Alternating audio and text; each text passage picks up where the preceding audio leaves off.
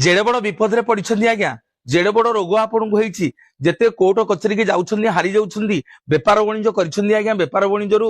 हार मानि जाउछन्ती बेपार वाणिज्य होउनी रोगाग्रस्त सबु बेले मेडिकल को डाक्तरखाना को दौड़ुछन्ती विपद रे चिंता रे सब बेले घरे आज्ञा दिन कटुनी सब बेले लुह गडुची आखिरु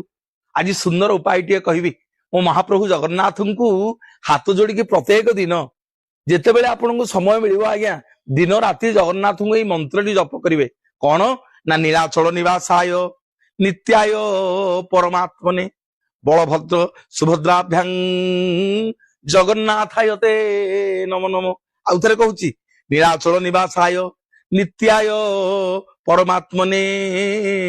बलभद्र सुभद्राभ्यां जगन्नाथायते